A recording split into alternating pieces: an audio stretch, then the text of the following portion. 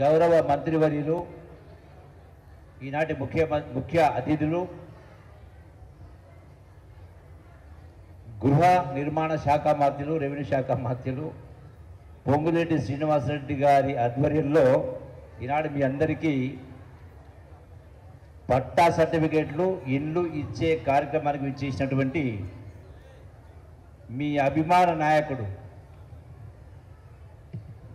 నల్లమల ముద్దుబిడ్డ పులిబిడ్డ నియోజకవర్గాలు ఉన్నాయి. ఈ 14 నియోజకవర్గాల్లో ఏకైక మొనగాడు, అందరికంటే ఎక్కువ మెజార్టీ 50,000 మెజార్టీతో గెలిచినటువంటి మీ అభిమాన నాయకుడు డాక్టర్ వంశీకృష్ణ గారు, మరొక సహచర శాసనసభ్యులు, యువ నాయకులు డాక్టర్ రాజేష్ రెడ్డి గారు, నార్కల్ ఎమ్మెల్యే గారు, అట్లాగే కలెక్టర్ గారు సంతోష్ గారు, డిఎఫ్ రోహిత్ రెడ్డి గారు, అట్లాగే గాయక్వాడ్ ఎస్పీ గారు, రాజేందర్ జిల్లా గ్రంథాలయ చైర్మన్ గారు, ఇంకా వేదికపైనటువంటి పెద్దలందరికీ, ఇతర అధికారులందరికీ, మీడియా మిత్రులందరికీ, ఇక్కడ విచ్చేసిన నా అక్క చెల్లెలందరికీ, అన్నదమ్ములందరికీ మీ అందరికీ హృదయపూర్వక నమస్కారం తెలియజేస్తా ఉన్నా. వినపడుతుందా? వినపడతలేదా? ఈ రోజున ఈ కార్యక్రమం పెట్టింది మీకోసమే. ఇంతకుముందు ఎమ్మెల్యే వంశీకృష్ణ గారు చెప్పినట్టుగా గడచిన 10 సంవత్సరాల ప్రభుత్వం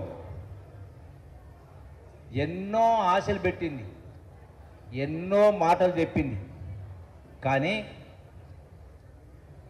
చెప్పింది ఏ ఒక్కటి కూడా అమలు జరగలే. మీకు ఒకటి ధ్యాసకు ఉంది, ఆనాడు అల్లుడొస్తేడ పండుకోవాలి, బిడ్డొస్తేడ ఉండాలి, గొర్రెనేడ బర్రెనేడ మేకనేడ కట్టేయాలి. ఆ ఇంద్రమహిళన్నీ కూడా పిట్టగూళ్ళ లెక్క ఉన్నాయి.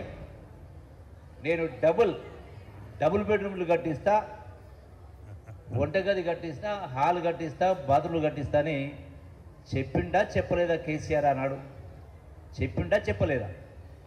మరి మీ దానిలో ఎవరికైనా ఒక్కరికైనా డబుల్ బెడ్రూమ్ ఇల్లు కట్టించిండ్రా?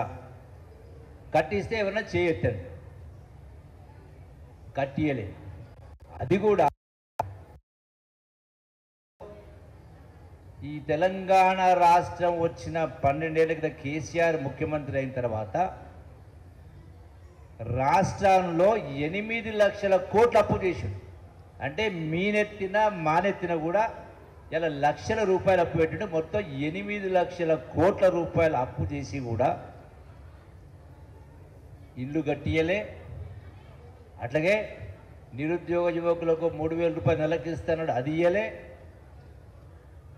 అట్లాగే దళితులకు 3 ఎకరాల భూమి కొలుస్తున్న, అది ఇవ్వలే. ఏ ఒక్కటి కూడా చేయలే. ఈ యొక్క అమ్రాబాద్ కావచ్చు, అచ్చంపేట సంబంధించి కృష్ణానది నీళ్ళని తెచ్చి ఎత్తిపోస్తా అన్నాడు. ఎత్తిపోతలు లేవు, మాటలు ఎత్తిపోసిన తప్ప ఏది జరగలే ఈ ప్రభుత్వం. అందుకే మాటల ప్రభుత్వం కాదు, చేతల ప్రభుత్వం. మీకందరికి ధ్యాసకుందా ఇందిరమ్మ అంటే?